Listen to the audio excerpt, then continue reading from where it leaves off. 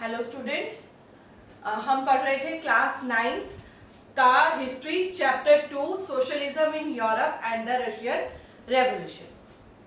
तो इस चैप्टर में हमने सोसाइटी के बारे में पढ़ा कि उसमें कैसे आई, कैसे आइडियाज परफॉर्म हुए, कौन उनके प्रो फाउंडर्स थे। फिर हमने अलग अलग उनके आइडियाज को पढ़ा, रॉबर्ट ओवेन और लुइस ब्लैंक के। तो इस वीडियो में हम पढ़ेंगे कार्ल मार्क्स और फ्रेडरिक एंगल्स के आइडियाज को। तो उसको पढ़ने से पहले मैं आपको बता दूं कि हमें पहले इनके बारे में पढ़ना पड़ेगा। ये दोनों फ्रेंड्स थे। तो कार्ल मार्क्स जो है ही बॉर्न इन जर्मनी। तो जर्मनी में ये बड़े हुए, पढ़ाई की इन्होंने, then he came to Europe और वहां पे इन्होंने आकर लिखना शुरू किया, जहां इनकी दोस्ती होती है फ्रेडरिक एंगल से। और ये दोनों दोस्त बन जाते हैं और दोनों इकट्ठे लिखना शुरू करते हैं, एडप्ट करना शुरू करते हैं उस आइडियोलॉजी में जिसके बारे में हम सोशलिज्म की आइडियोलॉजी के बारे में पढ़ रहे हैं। तो अब ये ऐसा लिखना शुरू करते हैं, ऐसा एडप्ट करते हैं कि रेवोल्यूशन आ जाता है। कहाँ आता है? रशिया में। तो अब इनकी जो उसके हिसाब से इंडस्ट्रियल सोसाइटी जो है वो कैपिटलिस्ट है। अब कैपिटलिस्ट सोसाइटी क्या होती है? जो इंडस्ट्रियल सोसाइटी है, इन्होंने कहा कि वो कैपिटलिस्ट सोसाइटी है। उसमें क्या है कि जो ओनर्स होते हैं वो जो भी प्रॉफिट होता है उसको डिस्ट्रीब्यूट नहीं करते। आजकल ये चीजें कम हो रही हैं। आजकल थोड़ा है कि लोग करना शुरू कर रहे हैं कि जो हमारे वर्कर्स हैं वो अगर सेहतमंद होंगे, अच्छे होंगे तो हमें भी फायदा होगा। लेकिन पहले ये नहीं था। जब हम कब की बात कर रहे हैं? जब ये रेवोल्यूशन आया था, जब ये रेवोल्यूशन आने वाला था, हम उस टाइम की बात कर रहे हैं। तब वहां का यही था। तो ये क्या कहते हैं? और इनके हिसाब से अगर हम पढ़ें तो owners invested Capitals in factories and profit was produced by workers. इनके अकॉर्डिंग जो ओनर्स हैं वो सिर्फ पेमेंट लगाते हैं किस चीज में? सेटअप में। एक फैक्ट्री लगा दी उन्होंने, बिल्डिंग खड़ी कर दी, मशीनें ले आए, सब कुछ ले आए, लेकिन जो प्रॉफिट आ रहा है वो कहां से आ रहा है? वो प्रॉफिट आ रहा है वर्कर्स के काम करने से। जो वर्कर्स काम कर रहे हैं, जो वो प्रोडक्ट्स बना रहे हैं, जब उनकी सेल होती है उनसे जो कमाई आ रही है, जो उनको प्रॉफिट हो रहा है, यहाँ उनकी बात हो रही है कि जो प्रॉफिट है वो वर्कर्स की मेहनत से आता है। But the profit goes into the hands of owner and the condition of the workers would remain same. मैंने आपको बताया कि आजकल इस चीज में बहुत फर्क पड़ गया है। हम लोग, आप घर में भी देख लीजिए, अगर आपके घर में कोई मेड है या आपकी शॉप पे कोई सर्वेंट है तो आप लोग सोचते हो उनके बारे में, कुछ उनको देते हो, कुछ इंक्रीमेंट्स भी देते हो। लेकिन पहले नहीं था।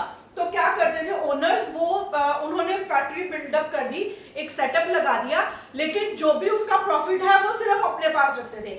इससे क्या होता था? इनसे जो वर्कर्स की कंडीशन थी वो बहुत खराब हो रही थी। कैसे? मैंने आपको पहले भी बताया पिछली वीडियोस में, उनके लॉन्ग वर्किंग आवर्स थे, हाउसिंग की अच्छी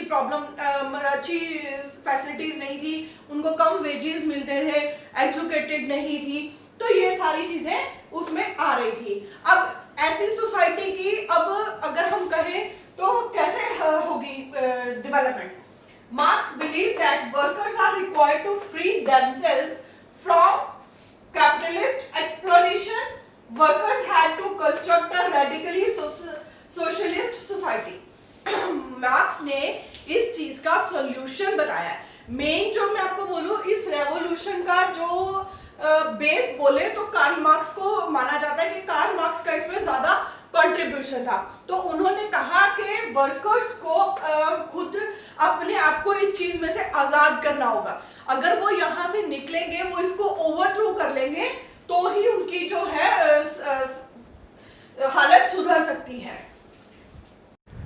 अब यहाँ पे कार्ल मार्क्स बात कर रहे हैं कैपिटलिस्ट सोसाइटी की, कम्युनिस्ट सोसाइटी की।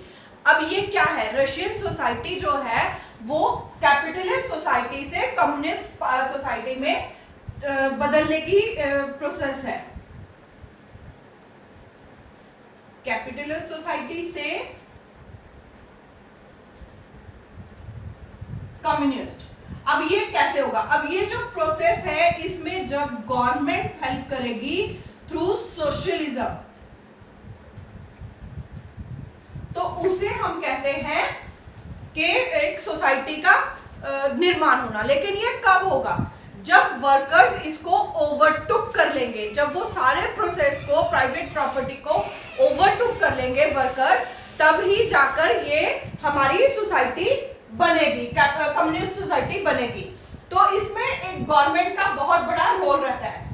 Bye overthrowing rule of private property and controlling the property socially, जैसे मैंने आपको बताया कि हम जब प्राइवेट प्रॉपर्टी को वर्कर्स ओवरटुक कर लेंगे और सोशलिज्म के जरिए जब गवर्नमेंट बीच में आ जाएगी, तब कम्युनिस्ट सोसाइटी का निर्माण होगा। तो आई होप कि आप सबको ये चीजें समझ आ गई होंगी और आई थिंक कि इसमें कोई डाउट नहीं होगा। तो अब हमने पढ़ा अलग अलग सोशलिस्ट की आइडियोलॉजी को पढ़ा हमने अभी तक इसमें जो है। तो अब हम देखेंगे कि इन आइडियाज को सपोर्ट कहाँ से मिली। बिना सपोर्ट के तो आपको भी पता कोई काम नहीं हो सकता, तो इनको सपोर्ट कहाँ से मिलेगी और ये चीज हम देखेंगे अगले वीडियो में।